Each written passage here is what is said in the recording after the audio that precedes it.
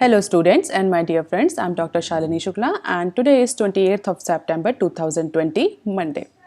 Inspiration of the day is there are no shortcuts to any place worth going. In today's discussion, we are going to cover these articles. So let's start with article number 1 given on page number 1. Center will contest arbitration award in Vodafone case.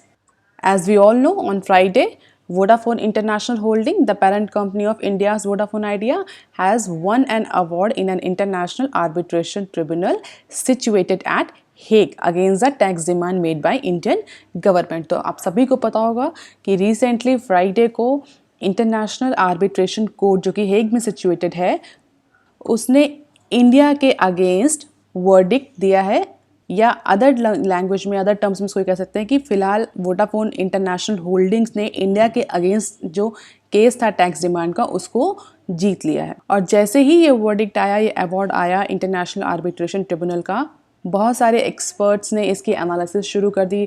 Number of experts has a opinion that this particular award by international arbitration tribunal is going to hamper the investor sentiment in India. जो India में जो आने वाले investors हैं या जो investment है उनके सेंटिमेंट्स के लिए ये पर्टिकुलर अवार्ड जो है दैट विल बी निगेटिव। तो गवर्नमेंट ऑफ इंडिया के पास बहुत सारे ऑप्शंस हैं जिनको लेकर के, जिनमें से किसी एक को लेकर के गवर्नमेंट ऑफ इंडिया आगे बढ़ सकती है against this international arbitration tribunal award. And then Indian government has decided that it will contest the Vodafone Arbitration Award, but it will also reach out to international pension and insurance funds, which is keen to invest in India in order to reassure them. So, Finance Ministry has decided or is certain about that whenever the Vodafone Idea will approach the Indian court with the request for the enforcement of such order given by International Arbitration Tribunal, the Indian government is going to oppose this order. Government का इस पे अपना take है। Government is not going to accept this compliance. Parliament has debated the retrospective test and passed on unanimous resolution in favour of government rights to make tax claim, so we can not dilute the position as per the person aware about this matter. तो government ने किसी individual जो कि इस particular issue से aware है, उनका अपना ये स्टेक है कि पार्लियामेंट ने इस पे यूनानिमसली रिजोल्यूशन पास किया था इस पर्टिकुलर रेट्रोस्पेक्टिव टैक्स को लेकर के, और इस बात को इंश्योर किया था कि गवर्नमेंट के पास पूरा राइट है, गवर्नमेंट रेट्रोस्पेक्टिव टैक्स लगा सकती है, और रेट्रोस्पेक्टिव टैक्सेशन के अंदर गवर्नमेंट हैज़ अ प्रॉपर और the equal right to make the tax claim, and that for that resolution government of India is not going to dilute the position by following the verdict or the award given by International Arbitration Court. तो retrospective tax क्या होता है basically? अगर हम tax impose करने के, tax levy करने के ऑप्शंस की बात करें तो एक होता है प्रोग्रेसिव टैक्स, एक होता है रेट्रोस्पेक्टिव टैक्स। इस तरह के वर्ड्स आपको टैक्सेशन रेजिम में बहुत ज़्यादा देखने को मिलेंगे। रेट्रोस्पेक्टिव वर्ड समझ लेते हैं। बेसिकली रेट्रोस्पेक्टिव मीन्स पीछे से। जब भी कोई टैक्सेशन लॉ आया, कोई नया टैक्सेशन रूल आया, तो मैक्सिमम टाइम क्या होता है कि वो जिस दिन वो पास हुआ, या जिस दिन वो एक्ट बना, या जिस दिन वो रूल बना इम्प्लीमेंटेशन में आया, उसके बाद से वो एप्लीकेबल होगा। But whenever we say retrospective effect, it means that a particular date has been decided or the time period has been decided from which that particular law or the rule will be applicable। पीछे से, retrospective means पीछे से। तो अगर कोई law या कोई rule आज 28 ऑफ सितंबर को इम्प्लीमेंट हुआ है और रेट्रोस्पेक्टिवली इम्प्लीमेंट हुआ है, तो एक पर्टिकुलर डेट डिसाइड कर ली जाएगी, से 28 ऑफ सितंबर 2018। तो 28 ऑफ सितंबर 2018 से वो पर्टिकुलर टैक्स इम्प्लीमेंट होगा, भले ही वो आज उसका इम्प्लीमेंटेशन अनाउंस किया गया। तो that particular tax is called as retrospective with the effect of retro means way back. तो रिसेंटली यूनानिमस रेजोल्यूशन पास हुआ था गवर्नमेंट ऑफ इंडिया में in order to impose the retrospective tax and government right on making the tax claim for all companies operating in India. तो government का अपना ये stand है कि पार्लियामेंट ने यूनानिमसली इस रेजोल्यूशन को पास किया है। तो इंटरनेशनल कोर्ट ने कोई भी ऑर्डर दिया हो, government is not going to dilute that resolution, government is not going to compromise with the position that government और the Indian parliament has taken on tax imposition. हालांकि कई सारे एक्सपर्ट का ये भी कहना है कि गवर्नमेंट के पास बहुत अदर ऑप्शंस भी हैं। Incidentally the government also has the option to approach the Singapore international arbitration centre to appeal against on a Friday ruling, जिसमें कहा गया है कि गवर्नमेंट ऑफ इंडिया वोडाफोन को 85 करोड़ रुपीस पे करे as a penalty for what, कि government of India ने एक अनजस्टिस अनफेयर टैक्स डिमांड करी थी कंपनी से, वोडाफोन से, जिसकी वजह से कंपनी को बहुत ज़्यादा हार्डशिप फेस करनी पड़ी, कंपनी को लीगल प्रोसीजर या लीगल आर्बिट्रेशन में जाना पड़ा, जिसमें कंपनी की कॉस्ट लगी। तो इसकी वजह से लेकर के इन सारे जो इश्यूज थे, इसकी वजह से लेकर गवर्नमेंट पे पेनाल्टी लगाई गई है इंडियन गवर्नमेंट में, कि इंडियन गवर्नमेंट वोडाफोन को 85,000 करोड़ की पेनाल्टी पे करे। तो एक्सपर्ट का ये कहना है कि इस पर्टिकुलर वर्डिक्ट या अवार्ड के against Indian government Singapore international arbitration centre में भी अपील कर सकती है। गवर्नमेंट के पास ये भी ऑप्शन है। ऐसा क्यों सिंगापुर? ऐसा तो बहुत सारे आर्बिट्रेशन सेंटर्स हैं। Why to Singapore?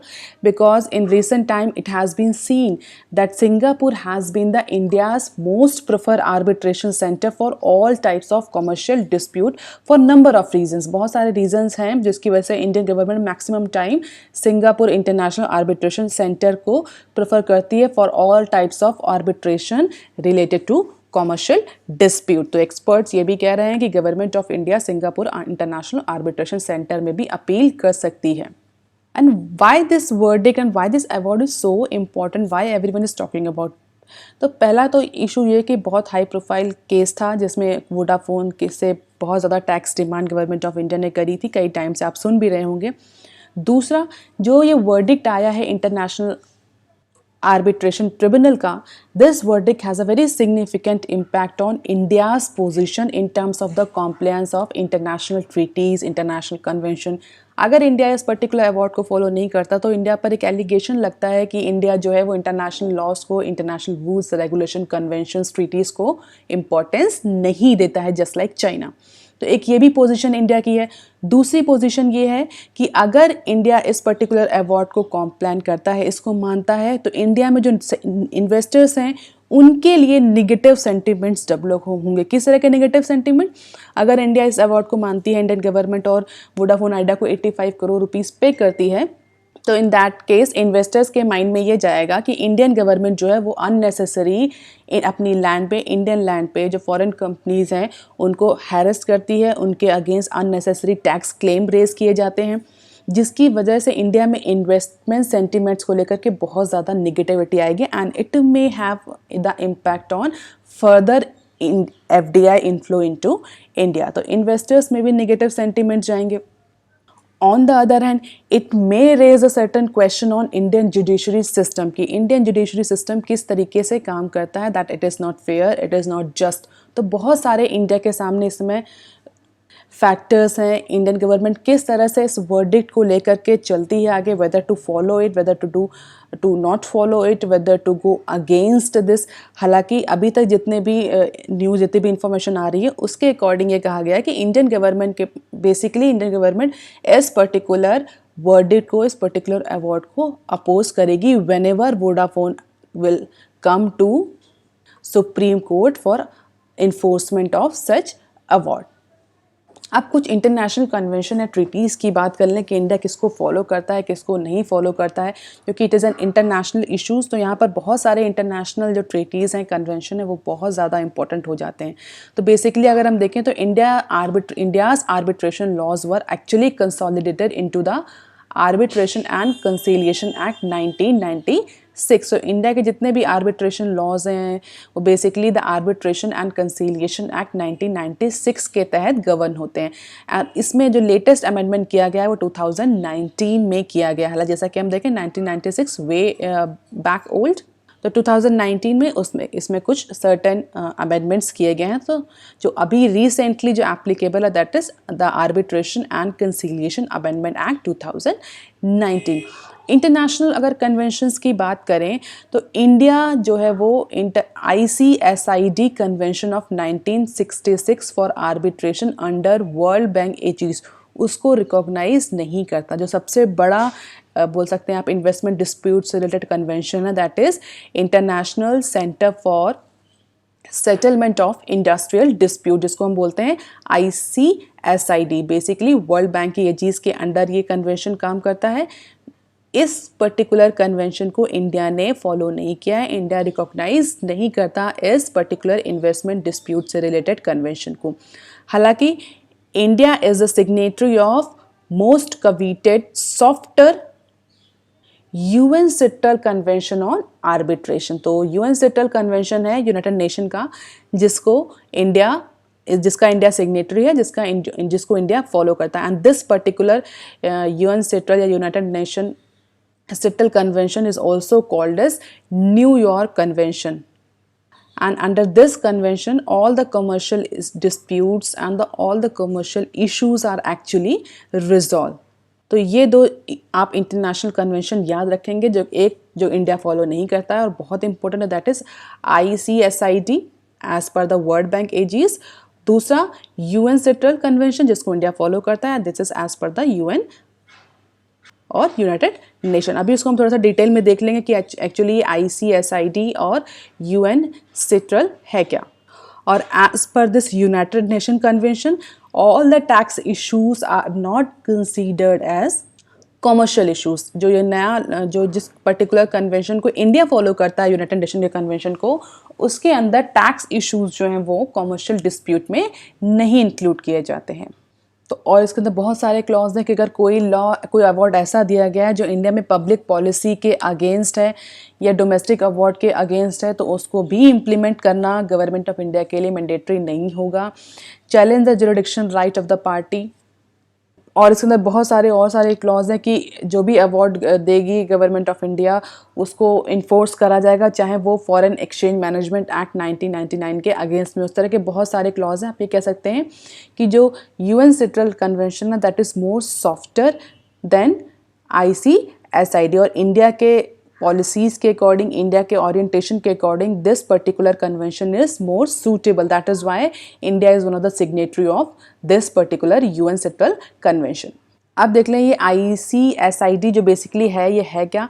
तो अगर हम बात करें, ICSID is the world leading institution devoted to international investment dispute settlement. जैसा कि हमने डिस्कस किया, जो basically international centre for settlement of investment dispute है, it is actually setup by the aegis of world bank, and the main mandate of this particular institution और the centre is to settle all the international investment disputes between state or companies.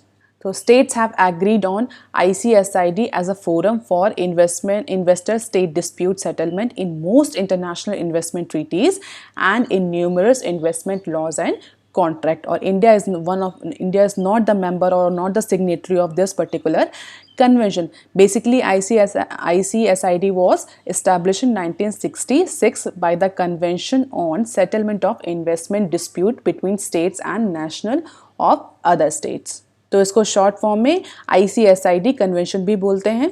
और basically इसका purpose ये था, world bank के objectives जो थे कि एक इंटरनेशनल जो मार्केट है, जो ग्लोबल मार्केट है, उसमें इंटरनेशनल इन्वेस्टमेंट को प्रमोट किया जाए, पीसफुल को एग्जिस्टेंस हो कंपनीज़ का, कंट्रीज़ का और स्टेट्स का, जिसकी वजह से कोई भी डिस्प्यूट ना हो। और इन केस अगर डिस्प्यूट अराइज होता है तो there is a mechanism by which this particular dispute can be actually resolve. So ICSID is an independent, depolitical and effective dispute settlement institution. तो ये कंपनीज से रिलेटेड जो डिस्प्यूट्स है, जो अगर कंपनी और स्टेट के बीच में डिस्प्यूट है उसको भी सेटल करते हैं। स्टेट के बीच में डिस्प्यूट है उसमें भी सेटलमेंट का प्रोविज़न है। फ्री ट्रेड एग्रीमेंट से रिलेटेड कोई अगर डिस्प्यूट है उसके लिए भी इसमें प्रोविज़न है। एडमिनिस्ट्रेटिव रजिस्ट्री, किसी पर्टिकुलर एडमिनिस्ट्रेटिव अथॉरिटी पर के अगेंस्ट कोई केस है तो उसके लिए भी डिस्प्यूट सेटलमेंट के इसमें प्रोविजंस हैं। तो it is more broader and widely used convention for settlement of investment related dispute. अब देख लेते हैं United Nation commission on international trade law, जिसको हम अभी तक यूएन सिट्रल बोल रहे थे। Basically India is one of the signatory of this particular convention, और जैसा कि नाम से ही लग रहा है, is a subsidiary body of UN general assembly. नाम से पता चल रहा है United Nation commission on international trade laws, and basically it is responsible for helping to facilitate all the international trade and investment. Basically हम देखें तो it is not dispute settlement body, but actually it cater the needs of dispute settlement between the states. ये बहुत सारे dispute settlement के अलावा बहुत सारे इंटरनेशनल ट्रेड रिलेटेड लॉस के इम्प्लीमेंटेशन और उनके फॉर्मुलेशन का भी काम करता है, बट बेस इसमें डिस्प्यूट सेटलमेंट के बारे में भी प्रोविजन दिए हुए, same as it in line with ICSID. This particular convention was also established in 1966 by UN General Assembly. And what is the official mandate of UN Citral? That is to promote the progressive harmonization and unification of international trade law. तो international trade से related जितने भी laws हैं वो basically harmonize हों, unified हों और उस पर यूनानिमस कंसेंसस हो, जिसकी वजह से जो डिस्प्यूट हो स्टेट के बीच में, स्टेट कंपनीज के बीच में, स्टेट इन्वेस्टर्स के बीच में, दैट शुड बी मिनिमाइज। और यूएन सिट्रल के एनुअल सेशंस होते हैं ऑल्टरनेटिवली डिफरेंट कंट्रीज़ में। बेसिकली इसका जो हेड क्वार्टर है न्यूयॉर्क और वियना में है, जहाँ पर ऑल्टरनेटिवली एनुअल सेशंस भी होते हैं यूएन सिट्रल के। India is one of the signatory of this law और दिस कन्वेंशन। तो इस सब के अकॉर्डिंग इंडिया के पास बहुत सारे ऑप्शंस हैं जिनको इंडिया एक्सप्लोर कर सकता है, बट हर एक ऑप्शन को एक्सप्लोर करने से पहले बहुत सारे अदर फैक्टर्स हैं, अदर रीजंस हैं जिनको भी काउंटर करना या जिनको भी इंक्लूड करना बहुत ज़रूरी है। अब देख लेते हैं article number 2 given on page number 1, government में रीराइट एयरपोर्ट प्राइवेटाइजेशन पॉलिसी। तो जो कि अभी हम रिसेंटली सुन रहे थे कई टाइम से कि airport authority of India that is AAI का जो प्राइवेटाइजेशन को लेकर गवर्नमेंट ऑफ इंडिया ने जो पॉलिसी लाई थी, उस पॉलिसी को लेकर के बहुत ज़्यादा क्रिटिसिज्म गवर्नमेंट का हो रहा था। एक्सपर्ट्स वर सेइंग कि government is actually selling of its profit making entity. तो इस सारे क्रिटिसिज्म को ले करके फ़िलहाल के लिए गवर्नमेंट ऑफ इंडिया ने यह डिसाइड किया है that government of India is going to rewrite how airports have been privatised in country. तो अब एयरपोर्ट्स के प्राइवेटाइजेशन को लेकर के या उनके ऑपरेशंस के प्राइवेटाइजेशन को लेकर के government of India policy reframe करने जा रही है या रीराइट करने जा रही है। अगर आपको रिसेंट पता हो तो गवर्नमेंट ऑफ इंडिया ने स्टार्टिंग करी थी 5 एयरपोर्ट के प्राइवेटाइजेशन, जिसमें 5 एयरपोर्ट को ऑक्शन दिया गया था एक पर्टिकुलर कंपनी को, और वो पर्टिकुलर कंपनी को ही वो ऑक्शन अवार्ड हुआ था, वो टेंडर अवार्ड हुआ था, जिसमें उस पर्टिकुलर प्राइवेट कंपनी को राइट्स दे दिए गए थे उन 5 एयरपोर्ट्स को ऑपरेट करने का for a certain period of time. आप मुझे कमेंट सेक्शन में लिखकर बताएंगे कि वो 5 एयरपोर्ट्स कौन थे और वो कंपनी कौन थी जिसको वो पर्टिकुलर टेंडर इशू हुआ था। और उसी के बाद से इस पर्टिकुलर पॉलिसी को लेकर के जो प्राइवेटाइजेशन गवर्नमेंट ऑफ इंडिया कर रही है, profit making entity airport authority of India का, उसको लेकर के बहुत ज़्यादा क्रिटिसिज्म गवर्नमेंट को फेस करना पड़ा था। बेसिकली गवर्नमेंट का जो पर्पस था वो होता है कि जो भी अनवायबल एयरपोर्ट्स हैं, जो ऐसे एयरपोर्ट्स हैं जहाँ पर ज़्यादा फुल ऑक्यूपेशन नहीं है, या आप ये कह सकते हैं जहाँ पर ज़्यादा भीड़ नहीं होती या जहाँ से ज़्यादा फ्लाइट्स ऑपरेट नहीं करती, ऐसे एयरपोर्ट जो कि इकोनॉमिकली वायबल नहीं, जहाँ पर कॉस्ट ज़्यादा आ रही है उनको ऑपरेट करने की, बट वहाँ से प्रॉफिट बहुत ज़्यादा जनरेट नहीं हो रहा है क्योंकि वहाँ पर एयर ट्रैफिक फुल कैपेसिटी पर नहीं है या एयर ट्रैफिक बहुत कम है। तो ऐसे बहुत सारे एयरपोर्ट्स अगर प्राइवेट मैनेजमेंट में या प्राइवेट हैंडलिंग में आएंगे तो हो सकता है वो इकोनॉमिकली वायबल हो जाएं, जिसको लेकर के गवर्नमेंट ऑफ इंडिया ने प्राइवेटाइजेशन की पॉलिसी रखी थी। बट उस पर्टिकुलर प्राइवेटाइजेशन की पॉलिसी में बहुत सारे फ्लॉज थे जिसको लेकर के experts continuously government of India को क्रिटिसाइज कर रहे थे। तो in upcoming round of privatisation the unviable airports are likely to be clubbed with 6 main airports and a prospective bidder may be restricted to bid for 2 airports. तो अब जो ऐसे airports हैं जो अनवायबल हैं, क्योंकि एक्सपर्ट कह रहे थे कि गवर्नमेंट ऑफ इंडिया जिस तरह से एयरपोर्ट को प्राइवेटाइज कर रही है, उनके ऑपरेशन मैनेजमेंट को प्राइवेटाइज कर रही है, तो कंपनीज केवल उन्हीं एयरपोर्ट को पिकअप कर रही हैं जो कि प्रॉफिटेबल हैं, जो कि इकोनॉमिकली वायबल हैं। ऐसे एयरपोर्ट जो कि अनवायबल हैं या जहाँ पर कैपेसिटी फुल नहीं है या जहाँ पर फुटफॉल जो है वो इतना ज़्यादा नहीं है, ऐसे एयरपोर्ट को भी के लिए भी बिडिंग नहीं आ रही। तो गवर्नमेंट ऑफ इंडिया ने अब क्या किया है कि बेसिकली जो अनवाइबल एयरपोर्ट्स हैं उनको क्लब्ड कर दिया है 6 मेन एयरपोर्ट से, और जो प्रोस्पेक्टिव बायर्स हैं उनको रिस्ट्रिक्ट कर दिया है कि वो केवल 2 एयरपोर्ट्स के लिए ही बिडिंग कर सकते हैं। ऐसा नहीं होगा कि सारे के सारे जो एयरपोर्ट्स की जो बिडिंग हो रही है वो एक ही पर्टिकुलर कंपनी को मिल जाए।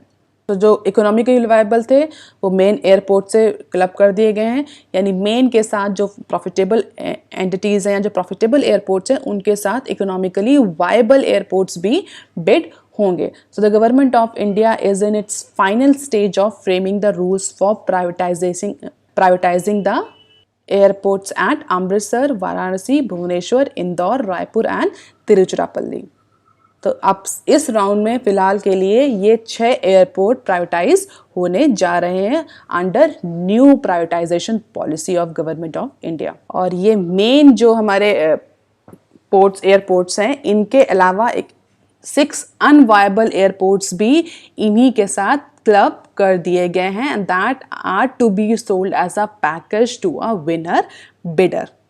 तो जो भी बिडर होगा, जो विन करेगा इस पर्टिकुलर टेंडर को, उसको इसी सेम ज्योग्राफी के 6 और एयरपोर्ट्स मिलेंगे for operationalisation. So according to the plan, Varanasi will be clubbed with Kushinagar airport, Bhubaneswar will be attached to Jharsuguda, Indore and Amritsar, Tiruchirappalli airports will be clubbed with Jabalpur, Barmer and Salem airports. तो जैसा कि हम देख रहे हैं, Kushinagar, Jharsuguda, Jabalpur, Barmer and Salem airports, all these airports are actually unviable and has a very less air traffic or the passenger traffic. तो इनको भी क्लब कर दिया गया है इन 6 मेन एयरपोर्ट के साथ। अब ये एज अ पैकेज मिलेंगे जो भी विनिंग बिडर होगा। इससे क्या होगा कि जो कंपनीज प्रॉफिटेबल वेंचर्स में जा रही थी या प्रॉफिटेबल एयरपोर्ट्स को पिक कर रही थी, अब उनके लिए मैंडेटरी होगा कि वो एक अनवायबल बिजनेस को भी वायबल बनाएं, जिससे कि एक इंक्लूसिव डेवलपमेंट होगा। ऐसा नहीं होगा कि पर्टिकुलर एरिया जो बड़े बड़े एयरपोर्ट्स हैं उनके मैनेजमेंट के लिए तो बिडिंग आए, बट जो अनवायबल, जो सबटल एरियाज़ में जो एयरपोर्ट्स हैं वो इस पर्टिकुलर डेवलपमेंट के प्रोसेस से लैग बिहाइंड हो जाए। इसीलिए गवर्नमेंट ऑफ इंडिया ने इस पॉलिसी को रिवाइज किया है। तो अब प्राइमरी एयरपोर्ट ये 6 और इनके साथ सेकेंडरी एयरपोर्ट जो क्लब हो गए हैं। तो अब जो टेंडर ओपन होगा उसमें जिस भी कंपनी को इस पर्टिकुलर बिडिंग में प्रोसेस में जो अवार्ड मिलेगा वो उनको ये सेकेंडरी एयरपोर्ट को भी मैनेज करना होगा। अब देख लेते हैं article number 3 given on page number 6। Collective bargaining में मेक कॉन्ट्रैक्ट फार्मिंग टिक। रिसेंटली जो फार्मर से रिलेटेड, कॉन्ट्रैक्ट फार्मिंग से रिलेटेड जो लॉ, जो पार्लियामेंट में जो एक्ट पास हुआ है उसको लेकर के बहुत ज़्यादा कंट्रोवर्सीज हैं। आपने सुना होगा बहुत जगह फार्मर जो हैं वो प्रोटेस्ट कर रहे हैं इस पर्टिकुलर कॉन्ट्रैक्ट फार्मिंग के लॉ को या एक्ट को लेकर के। जैसा कि हमने पहले भी कई बार डिस्कस किया था कि इस एक्ट में, इस प्रोविजन में बहुत सारे ऐसे सेफ्टी नॉर्म्स नहीं है, सेफ्टी प्रोविजंस नहीं है। एक्सपर्ट का ये कहना है कि जो पर्टिकुलर एक्ट, जो फार्मिंग एक्ट पास हुआ है, इसमें बहुत सारे ऐसे इश्यूज़ हैं जो कि टैकल नहीं किए गए। अगर हम हिस्ट्री की बात करें तो रिसेंटली हमने डिस्कस किया था और हिस्ट्री में भी कई बार हमने देखा भी है कि फार्मर्स और जो कंपनीज हैं जो बेसिकली कॉन्ट्रैक्ट फार्मिंग में जाती हैं उनके बीच ऐसे डिस्प्यूट अराइज हुए हैं जिसकी वजह से फार्मर सेगमेंट को बहुत ज़्यादा इश्यूज फेस करने पड़े। If you remember, in April last year PepsiCo India has sued around 11 farmers of Gujarat for damage of over ₹1 crore, जो कि हमने ऑलरेडी डिस्कस किया है अपनी न्यूज़ में कि 11 फार्मर्स को 1 करोड़ रुपए की पेनाल्टी लगाई थी पेप्सिको इंडिया ने। किस लिए लगाई थी? क्योंकि जो सीड थी, जो वैरायटी थी पोटैटो की, ऐसा कहना था पेप्सिको, क्योंकि उस वैरायटी को, उस पर्टिकुलर जेनेटिक को फार्मर्स ने मार्केट में बिना उनकी परमिशन के सेल किया था, बिना उनकी परमिशन से कंपनी का इंटेलेक्चुअल प्रॉपर्टी राइट शेयर किया था, जो कि against the protection of plant variety and farmers right act 2001, and the company claimed that potato variety called FL 2027 which it grows exclusively for Lay's potato chips is being cultivated by the few Gujarat farmers without permission।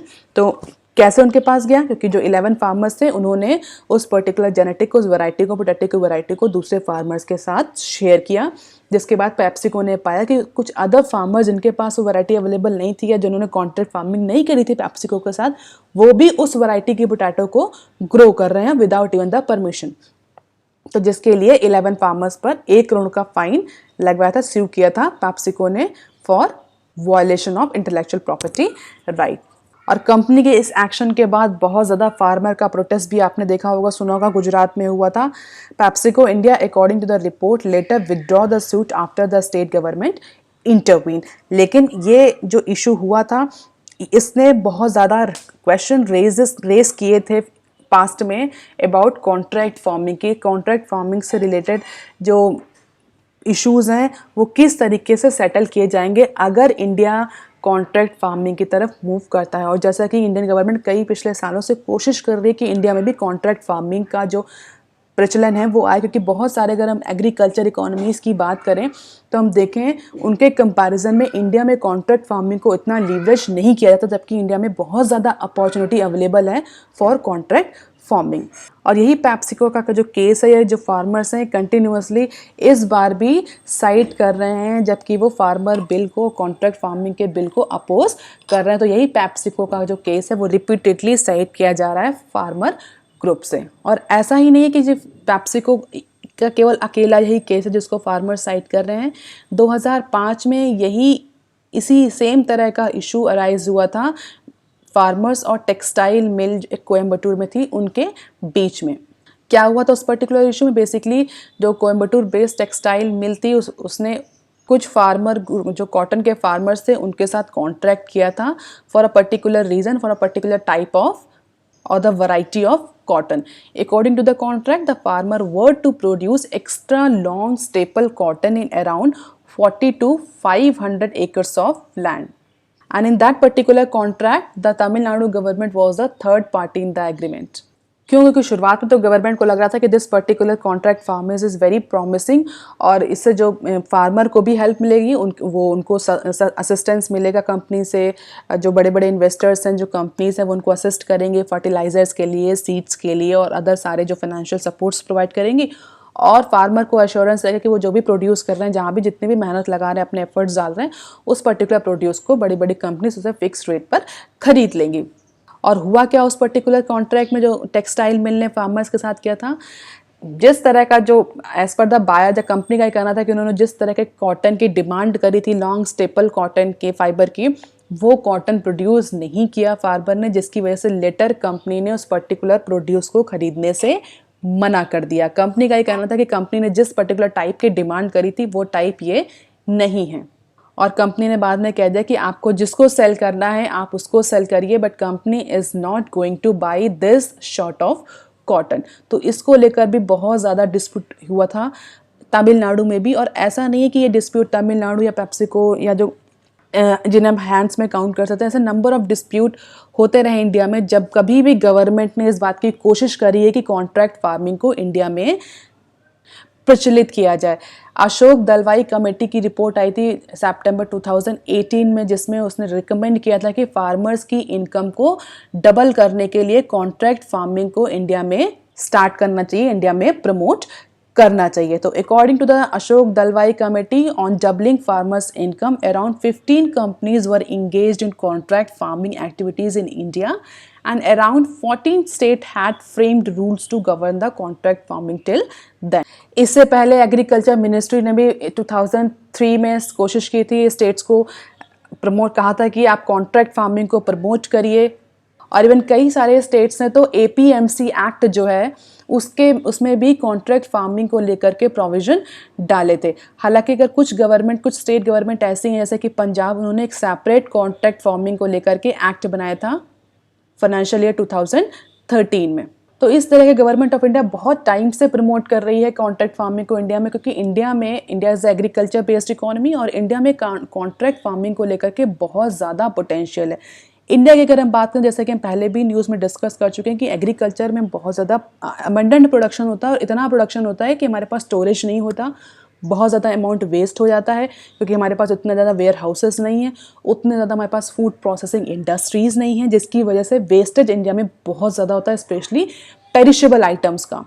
तो इसीलिए India government जो है, कोई भी government हो, it is not all about the current government, it is about the previous government and they all were promoting the contract farming. अगर हम India का कंपैरिजन करें इंडिया के काउंटर पार्ट इकोनॉमी से, चाइना, जापान, न्यूजीलैंड, वहाँ पर contract farming is already very successful, वहाँ पर कॉन्ट्रैक्ट फार्मिंग बहुत सक्सेसफुली यूज़ करी आ रही है। हालांकि इंडिया में बहुत सारे ऐसे लॉज हैं जो कॉन्ट्रैक्ट फार्मिंग को गवर्न करते हैं, बट उनमें यूनिफॉर्मिटी नहीं है, और यूनिफॉर्मिटी ना होने की वजह से भी बहुत सारे जो फार्मर्स हैं वो कॉन्ट्रैक्ट फार्मिंग में जाना पसंद नहीं करते। कंपनीज़ भी बहुत सारे सोसाइटल इश्यूज़ को लेकर के कॉन्ट्रैक्ट फार्मिंग में जाना पसंद नहीं करती। हालांकि इंडिया में भी चल रहा है, ऐसा नहीं कि इंडिया में सक्सेसफुल नहीं हुई है कॉन्ट्रैक्ट फार्मिंग। अगर इंडिया में बात करें तो इंडिया में जो की एग्जांपल हम बोलें कि सक्सेसफुल कॉन्ट्रैक्ट फार्मिंग का क्या रहा है, तो इंडिया में पोल्ट्री इंडस्ट्री जो है that is the successful classical example of contract farming, और जिसको दलवाई कमेटी ने भी मेंशन किया था कि तमिलनाडु, केरला, कर्नाटका, आंध्र प्रदेश, इन सारे स्टेट्स में पोल्ट्री फार्मर्स जो हैं वो बड़े बड़े लार्ज इंटरप्राइजेस के साथ में कॉन्ट्रैक्ट फार्मिंग में के रूप में या कॉन्ट्रैक्ट फार्मिंग में काम कर रहे हैं। A bulk of seed production in India is through contract farming itself, but most of it is informal और ओरल कॉन्ट्रैक्ट्स इन नेचर, क्योंकि ना ही फार्मर और ना ही कंपनी और इवन ना ही गवर्नमेंट इस पर्टिकुलर इशू पर या इन पर्टिकुलर डिस्प्यूट में जाना चाहिए कि जहाँ पर कंपनी रिजेक्ट कर दे प्रोड्यूस को, या फार्मर वॉयलेट करें आईपीआर को, या प्राइस नेगोशिएशन को लेकर कोई बात हो, या एक्ट ऑफ गॉड को लेकर के कोई ऐसा इशू हो। इसीलिए बहुत ज़्यादा जो कॉन्ट्रैक्ट है that is oral in nature. Although अभी जो रिसेंटली गवर्नमेंट ऑफ इंडिया ने इसको चैनलाइज या फॉर्मलाइज करने की कोशिश करी है इन सारे इनफॉर्मल ओरल कॉन्ट्रैक्ट्स को, इसको लेकर बहुत सारे क्वेश्चंस हैं जो एक्सपर्ट रेज कर रहे हैं। हालांकि उनका ये कहना है कि it is a good move, India has a lots of potential for contract farming, but जो एक्ट पास हुआ है इसमें भी बहुत सारे ऐसे प्रोविजंस नहीं हैं या बहुत सारे ऐसे इश्यूज नहीं टैकल किए हैं गवर्नमेंट ऑफ इंडिया ने, जो कि ऑलरेडी एग्जिस्ट पहले से ही कर रहे थे। और उसमें कहीं भी ऐसा एश्योरेंस नहीं दिया गया कि जो कोयम्बटूर का 2005 में केस हुआ था, जो पैप्सिको का केस हुआ था, ये केस रिवाइज या रिपीट, इस तरह के इंसिडेंट रिपीट ना हो। हालांकि प्रेजेंट लॉ, इसमें भी एक्सपर्ट डिवाइड है। अगर हम बात करें कॉन्ट्रैक्ट फार्मिंग से रिलेटेड जो एक्ट है, इसमें एक्सपर्ट का डिवीजन है। Some expert are saying that okay this particular farming contract farming act is very good, it has actually targeted the every concern of the farmer as well as the enterprises. But some are saying that there are a lot of concern on pricing, evaluation of produce, creation of separate authority for registration of the contract in states. All these concerns are very well addressed, but they also include the strict prohibition of any encumbrance on land of the farmer and other problem that prevented the contract farming from taking off. And one of the very big criticism of this act is that it only applies to written contracts and does not and have not anything related to oral contract or the oral agreement illegitimacy. तो experts जो कह रहे हैं कि बहुत बड़ा जो drawback है इस पर्टिकुलर कॉन्ट्रैक्ट फार्मिंग का, वो सिर्फ ये है कि ये जो पर्टिकुलर कॉन्ट्रैक्ट फार्मिंग से जितने भी रूल्स हैं वो सारे सिर्फ रिटर्न कॉन्ट्रैक्ट के लिए एप्लीकेबल हैं। ओरल एग्रीमेंट जो होते हैं फार्मर्स और एंटरप्राइजेस के बीच में, उन सब को ये टैकल नहीं करता। And second critic is that present contract agreement have to be registered with the agriculture produce market committees APMCs which also act as an arbitrator in number of the disputes. तो APMC के तहत ये register होना पड़ेगा इस contract agreement को, जो कि एक्सपर्ट का कहना है कि APMC खुद ही बहुत सारे केसेस में आर्बिट्रेटर है, तो उसको आप कैसे पर्टिकुलर केस में रजिस्टरिंग अथॉरिटी बना सकते हैं। दूसरा जो क्रिटिसिज्म ये है कि the act also debars the civil court to have jurisdiction on any order pass by the SDM और the appellate authority constituted by him which is being widely contested by some. तो sub divisional magistrate है वो contract farming से related कोई जितने भी disputes हैं उनको रिजॉल्व करेगा, या एक एपेलेट अथॉरिटी बनाई जाएगी वो उस पर्टिकुलर डिस्प्यूट को, कॉन्ट्रैक्ट फार्मिंग से रिलेटेड डिस्प्यूट को रिजॉल्व करेगी। बट जो सिविल कोर्ट है उसको कोई जुरिडिक्शन नहीं दिया गया है कि वो SDM या एपेलेट अथॉरिटी के दिए हुए वर्डिक्ट पर कोई भी सुनवाई कर सके। तो इस तरह के बहुत सारे क्रिटिसिज्म हैं जो कि कुछ एक्सपर्ट कह रहे हैं कि जो बहुत इम्पॉर्टेंट हैं कॉन्ट्रैक्ट फार्मिंग को सही तरीके से एड्रेस करने के लिए। ऑल्दो कुछ एक्सपर्ट का ये कहना है कि pricing, produce, settlement, evaluation of products, separate authority for registration, इस तरह के बहुत सारे प्रोविजंस जो हैं ये हेल्प भी करेंगे इंडिया में कॉन्ट्रैक्ट फार्मिंग को प्रमोट करने के लिए। अब देख लेते हैं some other news clips. Interrupts in talk for Air India bids. तो with the Tata unsure about making a bid for Air India, US fund interrupts is giving final touches to its own. तो टाटा का भी बहुत ज़्यादा sure नहीं है कि वो एयर इंडिया के लिए बिडिंग करेगा, बट यूएस बेस्ड जो company that is interrupt is actually at the stage of finalizing their own bidding or the quotation, and basically which include forming the infrastructure investment trust, जिसको हम InVID भी बोलते हैं. हमने कई बार discuss किया है कि इंफ्रास्ट्रक्चर इन्वेस्टमेंट ट्रस्ट क्या होता है. तो अब ऐसा कहा जा रहा है कि एयर इंडिया की बिडिंग के लिए इनविड का फॉर्मुलेशन किया जाएगा, क्योंकि टाटा के साइड से कोई भी श्योरिटी नहीं आई है whether Tata is actually going to have bidding on Air India resolution process.